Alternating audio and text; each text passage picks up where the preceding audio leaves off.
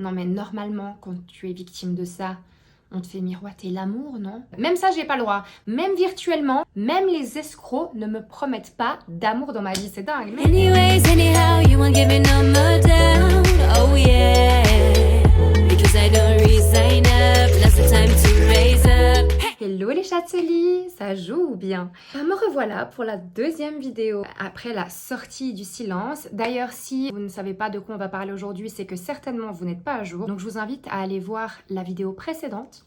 Je vais la mettre par là. Mon retour après un mois de silence, après le bad buzz, le choc personnel. Si vous ne savez pas de quoi je parle, je vous invite clairement à aller voir la précédente vidéo et aussi aller sur mon Instagram et mon TikTok que je vous mets là parce que tout s'est passé beaucoup sur TikTok et j'expliquais tout. Je faisais des retours, je répondais à vos commentaires de bienveillance et je vous avais promis de faire une vidéo en lien avec ça, mais un peu drôle. Drôle bien que ce soit un vrai sujet. Et que de nombreuses personnes ont été arnaquées. Et je trouvais que c'était important d'en parler. En plus, franchement, c'est nouveau une story time, je trouve un peu de dingue. Tout est dans le titre. J'ai été victime d'un brouteur. Heureusement, je l'ai très vite repéré. Donc, on va en parler aujourd'hui. Let's go! Alors comme j'expliquais, cette vidéo fait suite à celle sur la polémique, donc je ne vais pas reparler de cette histoire, vous avez une vidéo ou mes réseaux. Je pense que j'en ai assez parlé, mais là où c'est important, c'est qu'il faut être au courant de cette histoire pour comprendre comment est-ce qu'on a réussi à vouloir me toucher, à m'atteindre et à essayer de m'arnaquer. Même s'il n'y a pas forcément d'arnaque pécuniaire parce que j'y suis pas allée aussi loin, mais il y a eu très clairement une arnaque au sentiment. Pour comprendre, la question c'est qu'est-ce qu'un brouteur? Alors, si je prends la définition... Ah, c'est dans ces moments-là que je devrais avoir mes lunettes. Non, mais quand je dois avoir mes lunettes, je les ai pas. Là, j'aurais voulu les remonter sur mon nez. Selon Wikipédia, un brouteur est un escroc opérant sur Internet, notamment sur les réseaux sociaux. Le phénomène du broutage est apparu dans les années 2000. En Afrique, on dit arnaqueur opérant sur Internet, réseaux sociaux notamment. Voilà. Poser aussi la question de qu'est-ce qu'un brouteur africain, parce que ce qui me concerne dans cette histoire, c'est le cas. Quand j'avais regardé des compléments d'enquête, enquête exclusive, parlons-en, parlons-y, je ne sais pas quelle émission sur le sujet, c'était des femmes ou des hommes qui se faisaient arnaquer par des brouteurs qui étaient effectivement outre-mer. Du coup, j'ai demandé c'est quoi un brouteur africain. Et je vois qu'on me dit selon les pays, notamment en Côte d'Ivoire, donc là c'est le pays qui nous concernait dans cette affaire, les escrocs se nomment entre eux barasseurs. Ils utilisent l'expression bara, qui se traduit travail en nouchi, pour désigner l'arnaque d'un client, un client désignant une victime. Pour la faire courte, et c'est exactement ce qui s'est passé pour moi, c'est des gens qui décident... Oula, qu'est-ce que tu fais Anouchka? Anouchka et technologie. Bonsoir. Je vais reposer ça parce que c'est lourd. C'est surtout... En fait, dans mon cas, c'est quelqu'un qui se fait passer pour quelqu'un qui n'est pas sur les réseaux sociaux pour obtenir quelque chose qui l'arrange. Et pour que vous compreniez, eh bien, vous savez que lors de ce bad buzz, j'ai reçu énormément de DM, énormément de commentaires, étonnamment beaucoup sur TikTok. Enfin, étonnamment non, sachant que des TikTokeuses ont décidé de reprendre l'émission qui était déjà totalement illégale pour en faire d'autres vidéos en rajoutant une couche, en rajoutant des mensonges et tout, donc on s'en sortait plus. Je me faisais complètement harceler. J'ai eu une personne, je vais dire le nom parce que c'est un faux compte, donc voilà, une certaine Sandra West, 44 heures déjà là, je sais pas si je vais vous le mettre, qui m'avait contacté en DM en disant j'ai des informations, nanana, ça je répondais pas parce qu'il y en a beaucoup qui me l'ont fait. Et là où elle a réussi à m'avoir, elle m'a tagué et elle a mis mon père a vécu à Ouagadougou au Burkina Faso, donc c'est mon lieu de naissance. Il était architecte et a connu ton père et ta génitrice et il m'en avait parlé de ton histoire, je vais t'en dire un peu plus sur l'histoire comme me l'a raconté mon père qui était ami à ton père et ont vécu ensemble pendant des années. À la suite de ça, je vous avouerai que j'étais très perturbée parce que ils ont fait ce qu'un brouteur fait normalement, c'est toucher la corde sensible et moi c'est clairement la mienne. De faire référence à mon papa était direct. J'arrive plus à parler, voilà, l'émotion monte. Ça a attiré directement mon regard, ça a touché directement mon cœur. Et du coup, elle m'avait dit d'autres messages en mode s'il te plaît, va voir tes DM. Chose que j'ai faite, donc je suis allée dans mes DM et elle avait répondu à plusieurs de stories, notamment sur la villa. Bon, je vais mettre aussi le commentaire, mais elle a mis. Mon père a vécu à Ouagadougou au Burkina Faso, il était architecte, a connu ton père et ta génitrice, il m'en avait parlé de ton histoire, je vais t'en dire un peu plus sur l'histoire. Comme me l'a raconté mon père qui était ami à ton père, ils ont vécu ensemble. J'ai dû retrouver tes réseaux difficilement avec beaucoup de j'attends une réponse de ta part. Bon c'est pas très bien français, mais on comprend que apparemment c'était très compliqué de me retrouver. À la suite de quoi là j'ai décidé de répondre parce que honnêtement ça m'intriguait de ouf. Et je me suis dit waouh, un ami de mon père, j'en ai eu quelques-uns qui m'ont raconté des histoires, dont un qui avait déjà foutu le trouble dans ma tête et dans ma famille à l'époque. J'en parlais dans mon livre que j'avais écrit au gymnase. C'est pas la première fois que je vis des choses très bizarres, vraiment en mode série et film par rapport à mon papa, mais c'est plus fort que moi. Là ça m'intrigue. Donc je lui ai répondu. Je lui ai dit coucou, alors c'est facile de me retrouver, les gens envoyés par ma génitrice ont toujours réussi. Je n'ai jamais changé de nom ni ne me suis jamais cachée. Je suis intriguée par rapport à ton père, mais je te préviens que si c'est pour me dire de parler à ma génitrice, je bloque directement comme les autres. Parce que toutes les autres personnes qui viennent m'écrire des messages comme ça en DM, surtout ceux qui sont envoyés directement par elle, je les reconnais assez vite, je les bloque directement, sans discussion aucune. Donc je voulais être claire avec elle et je voulais lui faire comprendre. C'était un peu bizarre ce message de dire que c'est compliqué de me retrouver. Parce que déjà avant ma médiatisation, il me retrouvait tout le temps sur les réseaux. J'ai jamais changé, jamais eu de pseudonyme, donc c'est très facile, c'est mon nom et mon prénom, donc arrête. Encore plus depuis que je suis médiatisée, depuis que elle est allée sur cette fameuse émission où ils ont balancé mes réseaux sociaux, tout le monde me retrouvait. Les vagues de harcèlement et de gens horribles qui m'insultent, enfin bref, on va pas revenir sur la vidéo précédente, il y a aucun problème, donc là c'était très très bizarre. Du coup j'ai engagé la conversation et vu que c'est quand même long, je vais vous épargner en fait de vous lire tout le détail, mais je vais vous raconter cette histoire. Ce qui s'est passé, c'est que ces messages-là, on les a échangés, c'était donc la veille de mon opération des amygdales, vous voyez, on y revient. Ça devait être le lundi 20 novembre au soir. J'ai fini par aller me coucher sans qu'elle me réponde. Et le lendemain matin, elle m'avait répondu. Moi, je m'étais levée assez tôt, en mode pré-op, parce que je voulais absolument aller faire ma dernière séance de sport. C'est en allant à la séance de sport que j'ai vu qu'elle m'avait répondu. Elle m'avait dit oui, j'ai aucune raison de te contacter, c'est pas du tout ta génitrice qui m'envoie, je ne connais pas ces gens-là. Je veux juste te dire ce que mon père m'a dit.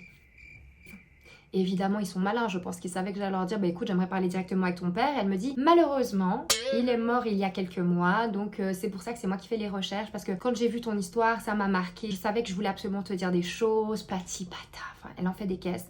Donc deuxième red flag, je me dis elle en fait trop. Le fait de dire que son père est décédé comme de par hasard, paix à son âme, mais je peux pas lui parler. En plus, ça nous fait un point commun. Enfin bon bref, donc déjà là, je commence à me tendre et je lui dis écoute, il n'y a pas de problème, j'ai bien envie de savoir ta version, il n'y a pas de souci, je te bloque pas, je t'écoute. Et là, elle m'envoie un pavé. Troisième red flag où tout de suite j'ai compris qu'en fait on s'était moqué de moi, c'est que directement elle me fait elle me conte, ouais, parce que c'est de la narration là d'une histoire absolument romanesque de deux amoureux interdits. Donc déjà quand elle démarre en disant que c'était une histoire d'amour folle et que malgré ce que j'ai dit, il n'y a pas eu d'histoire de prostitution quoi que ce soit. Donc je pense qu'elle fait référence à la villa parce que ma génitrice s'est bien cachée de parler de cet aspect-là hein, sur le plateau et de son émission. Que évidemment on va tout de suite attaquer ma grand-mère, donc déjà là autre red flag, je sais que c'est à charge, je sais qu'elle est envoyée par eux. Parce qu'en fait, dans les faits, ma grand-mère n'est pas un monstre qui m'a monté contre eux. Je l'ai déjà dit dans la précédente vidéo, mais je le rappelle, ma famille suisse, mon côté paternel, que ce soit ma grand-mère, mon grand-père, ma tante, ils m'ont toujours proposé de partir là-bas. Ils m'ont toujours proposé de la rencontrer. Ils m'ont toujours demandé si pendant les vacances, je voulais y aller. Ils m'ont toujours laissé la possibilité de le faire. Et je vais pas dire ce que j'ai dit dans l'autre vidéo, mais c'est mon instinct, c'est moi depuis enfant qui sent très fort les choses, qui a toujours dit non. Je le sentais pas. C'est de moi-même. Alors, allez savoir si c'est mon instinct, si c'est mes guides, si ça dépend de vos croyances. Hein. Parce qu'on dit oui, t'étais trop petite pour te souvenir de quoi que ce soit. Oui, mais il y a une chose qui s'appelle le subconscient, messieurs, dames. Des souvenirs enfouis. Ton corps se rappelle, tes tripes se rappellent. Mais moi, j'ai toujours refusé. Donc déjà, quand je vois que c'est une critique directe de ma grand-mère, sachant que moi, j'ai vécu quand même de mes 2 ans et demi à mes 18 ans sous le même toit qu'elle. Alors, elle est pas facile à vivre. Une famille très conflictuelle avec des gros caractères, pas toujours bienveillants ni sains. Donc, c'est même pas moi en plus qui vais la porter au nu, mais j'essaie d'être juste dans la vie. Et par rapport à mes origines africaines et mon côté maternel, on ne m'a jamais coupé les liens. Mais bon bref, on s'éloigne. Et du coup quand j'ai vu que c'était à charge contre ma grand-mère, j'ai tout de suite su. Parce qu'il faut savoir que ma génitrice, elle a une haine. Les fois où je l'ai eu au téléphone, c'est obsessionnel à quel point elle déteste ma grand-mère. Et là quand je vois que c'est directement elle la méchante et qui a voulu les séparer, enfin une sorte de Roméo et Juliette. Sauf que les cocos, vous êtes bien gentils. Si vous passez par là, c'est que moi j'ai des documents et des documents. J'aurais même pu le prendre là d'ailleurs. J'ai un classeur, mais lourd, comme ça, de documents. Mon père biologique, je l'ai déjà dit, mais c'est lui qui a dû me transmettre ça génétiquement. Il écrivait énormément. Déjà, c'était un artiste, mais il avait une belle plume. Il écrivait tout, des journaux intimes. Il répertoriait tout par écrit, comme moi, je l'ai toujours fait. J'ai accès aux lettres qu'il a envoyées à l'époque. Je sais l'enfer qu'il a vécu. Je veux même pas perdre de temps ici pour ça. Mais il a vécu un réel enfer avec ma génitrice. Il n'était pas amoureux d'elle. Je vais pas revenir sur cette histoire, mais non seulement c'était pas une histoire d'amour, mais en plus c'était une histoire très toxique. J'ai des lettres aussi, des rapports de police où il a dû aller au commissariat la rechercher. Mais tout ce que je peux vous dire, c'est que dans ce gros pavé, il y a rien qui va. Donc là, en fait, j'ai tout de suite compris. J'ai fait ah mince. Mince, je me suis fait avoir, j'ai eu des faux espoirs. Pendant 24 heures, j'ai rêvé que j'aurais des informations sur mon père, que je pourrais avoir un lien avec des gens qui l'ont connu à cette époque-là, qui étaient peut-être au courant de choses qu'effectivement ma famille ne m'aurait pas dit. Parce qu'il faut pas croire, hein. Les gens ils disent oui, t'as un lavage de cerveau et tout. Non mais les gars, vous croyez que je me pose pas des questions? C'est pour ça que je vais essayer de me baser sur les faits. Et il y en a vraiment beaucoup. De l'ambassade, des rapports médicaux, des juristes, du tribunal, bref.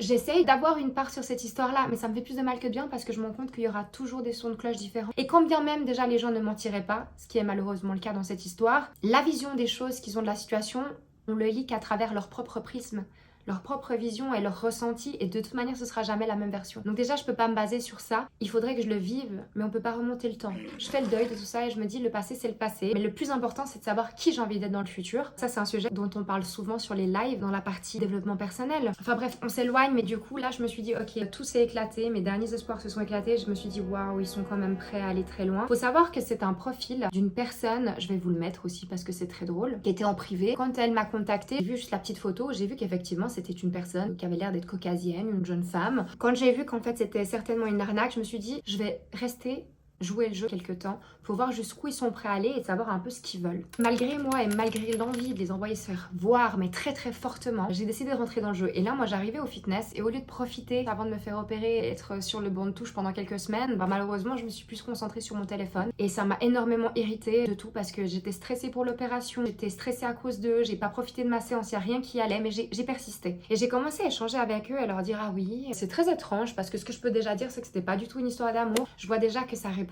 à tic. Donc la personne, si elle était vraiment extérieure à l'histoire, elle serait en mode ah oui d'accord, pas une histoire d'amour, c'est étrange. Mais là directement ça prend les patins du camp adverse.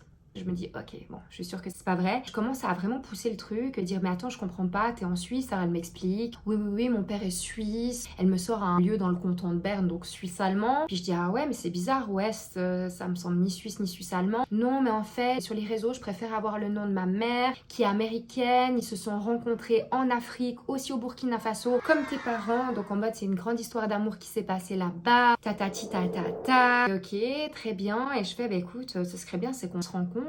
Et puis quand on en discute, elle me dit ah oui absolument et tout, je lui fais viens, est-ce qu'on pourrait s'appeler? Elle me dit non là je suis au travail. Je fais ah bon, tu travailles où? Elle m'avait sorti le nom de son père, son prénom et son nom. Elle me sort une entreprise.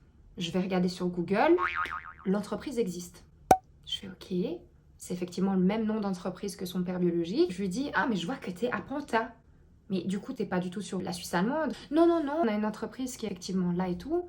En fait, j'essaie de faire plein de questions pour la piéger. Elle retombe chaque fois un peu sur ses pattes. Ils sont très très doués quand même, c'est assez abouti. Et le pire est à venir. Du coup, je lui dis ok, très bien, mais t'es juste à côté, c'est génial. Donc elle ne sait certainement pas que je n'ai pas de voiture. Je fais mais tu sais quoi, c'est à 15-20 minutes de voiture de Lausanne. Je prends ma voiture et j'arrive. Ok, mais je veux pas que ça se fasse au bureau et tout. Voilà. Mais elle dit pas non pour le rendez-vous. Donc je me dis mais elle doit vraiment exister, c'est pas possible. Et puis là, elle me dit oui, mais écoute, je sais pas, je commence à plus trop avoir confiance. Donc en fait, elle retourne la situation en mode je sais pas, ça me stresse un peu cette histoire. Je fais mais pourquoi tu serais stressée?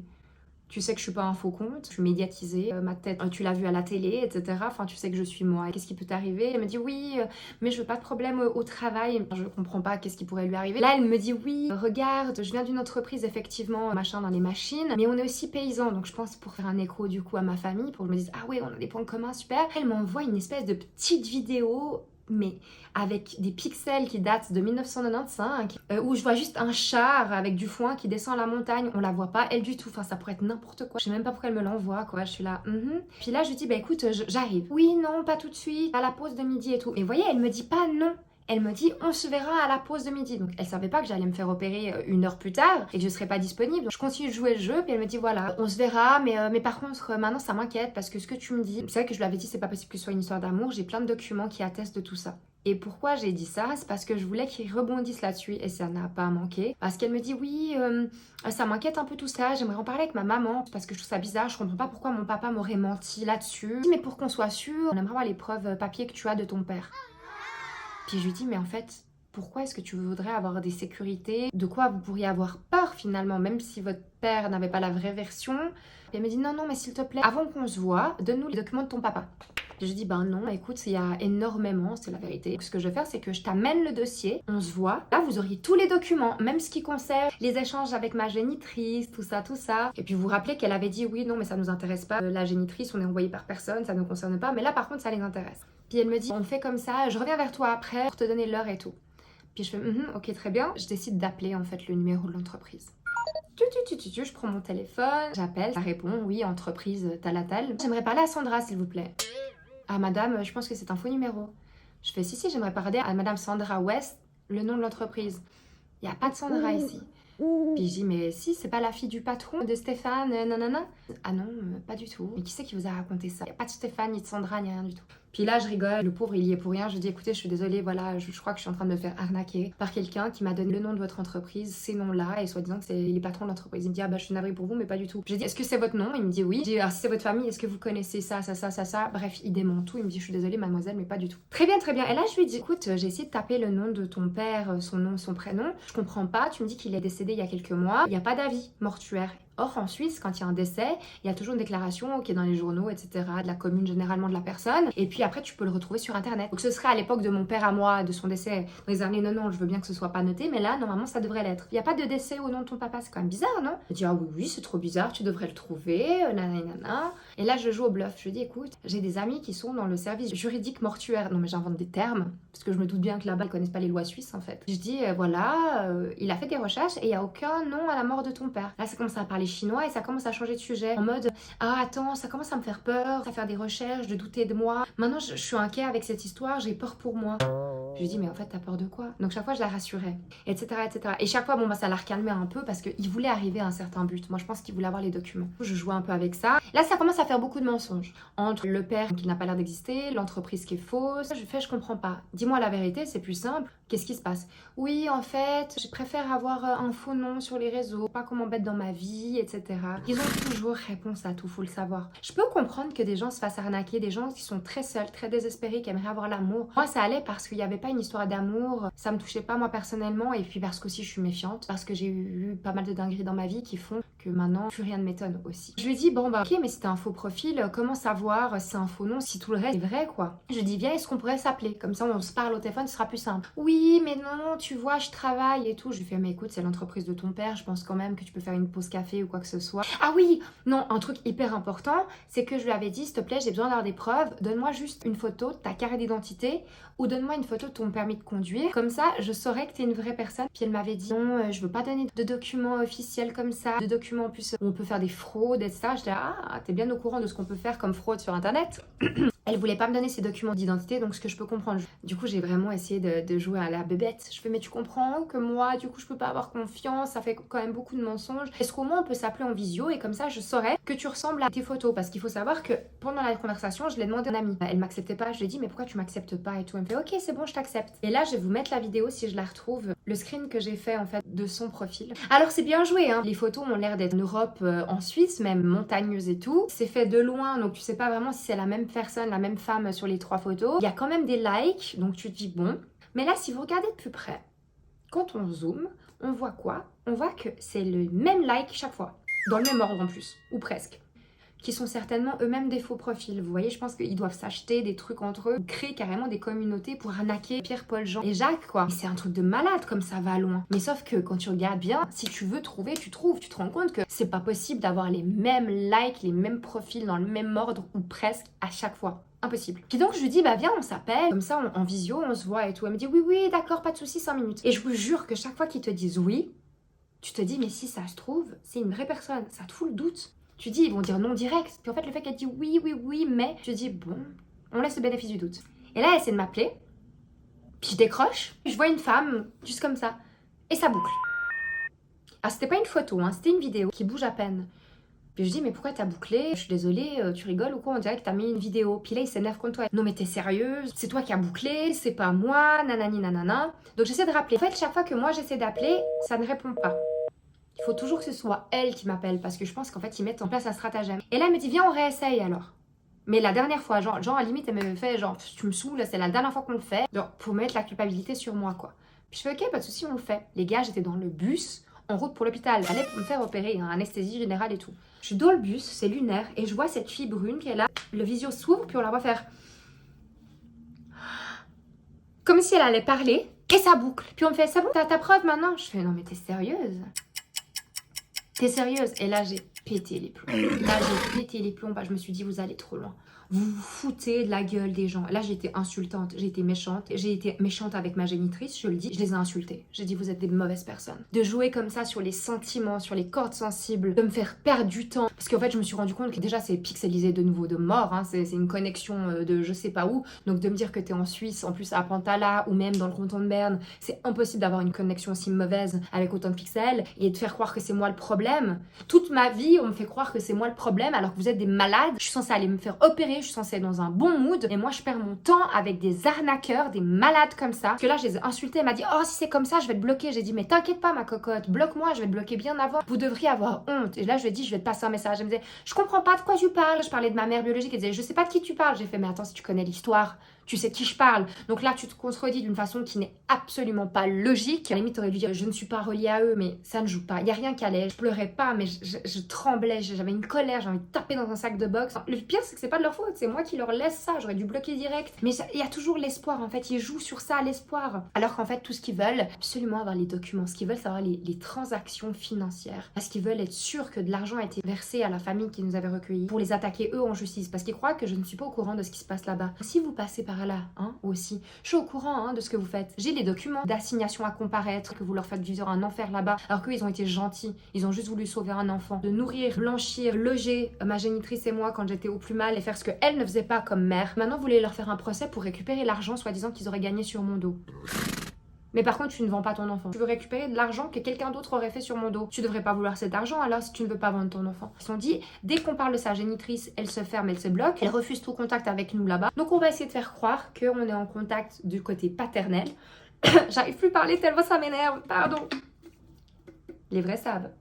Mais en fait, c'est ce truc incroyable de où vous êtes prêt à aller, le temps que vous êtes prêt à perdre, les sentiments mis en jeu, tout ça parce que vous aimeriez vos fichus papiers. Mais moi, j'en ai plus rien à faire de cette histoire. Tu sais, il y a 30 ans, on ne parle pas de la garde d'un enfant qui peut être récupéré. Maintenant, c'est fini, je suis une adulte, j'ai plus envie d'être en contact, j'ai plus envie d'entendre parler de cette histoire. Je veux vivre dans le présent et pour mon futur et basta cosy, quoi. Laissez-moi tranquille. Donc maintenant, je laisserai plus personne me contacter par rapport à ça. Peut-être qu'un jour, c'est dommage, je vais tomber sur des vraies informations qui aurait été une vraie pièce de puzzle à mettre en plus à mon histoire, mais tant pis. C'est un risque que je suis d'accord de prendre juste pour qu'on me laisse tranquille, parce que là, c'est allé vraiment trop loin. Là, je vais parler à la communauté. Voilà, à mes châteliers, des fois, qui se sentent peut-être seuls, parce que je sais que j'ai des personnes de tout âge sur mes lives, etc. Et je sais qu'il y a beaucoup de gens en souffrance et de solitude, et qui attendent l'amour, qui ont vécu des traumatismes, donc qui ont peur, etc. Et je sais qu'on est plus vulnérables et des cibles plus faciles pour des arnaqueurs, alors protégez-vous. Il y a énormément d'arnaques aux brouteurs, même maintenant, alors qu'on en parle de plus en plus. C'est médiatisé, il y a des gens qui se font encore avoir parce que justement, tu as l'espoir de « et si c'était une vraie personne ? Et si elle pouvait me donner de l'amour ou de l'attention ?» Donc voilà, c'est terminé pour cette petite story time de j'ai failli me faire arnaquer par un brouteur. C'est quand même une petite anecdote que je vais pouvoir ressortir des fois pour amuser la galerie. Sur le moment, ça me faisait vraiment pas rire et ça m'a vraiment mis dans un bad mood. Mais je trouve que c'est important qu'on en parle, il n'y a pas de tabou, j'ai pas à avoir honte. C'est vous qui devriez avoir honte et si vous passez par là, franchement, j'espère que la vie va vous donner l'attention, l'amour dont vous avez besoin pour aller mieux, parce que faire souffrir les gens comme ça, et je le dis aussi pour ma génitrice et son entourage, c'est que vous devez pas aller bien. Et ça, je l'entends. Mais c'est pas parce qu'on va mal qu'on peut faire vivre un enfer aux autres. Et à mes châteliers compètes, always be kind. Si vous avez vécu une histoire d'arnaque, que ce soit sur internet, en vrai, mais d'arnaque au sentiment, n'hésitez pas à me le mettre en commentaire. Et si c'est un truc trop grand, vous savez quoi, envoyez-le moi en DM et peut-être que je vous ferai une vidéo où je lis vos arnaques. Est-ce que ça vous dirait? Dites-moi en commentaire si ça vous plairait et on en parlera, on partagera ça ensemble. On pourra en reparler en live TikTok, je vous le remets. Sinon, il y a mon Instagram. Je vous embrasse fort, vous m'avez manqué. Je vais vraiment essayer d'être plus présente désormais sur YouTube et je vous amène plein de vidéos très chouettes. Il y a toujours la vidéo sur mes origines qui est prête, que je dois balancer, mais avec tout ce qui s'est passé, ça m'a pris de court et j'avais peur de la publier. Mais je ne veux plus avoir peur de personne. Vous ne m'arnaquerez plus, vous ne me ferez plus de chantage émotionnel et je vais vivre ma vie, que ça plaise ou pas. Je vous invite à faire de même. Je vous embrasse et à très vite pour une prochaine vidéo.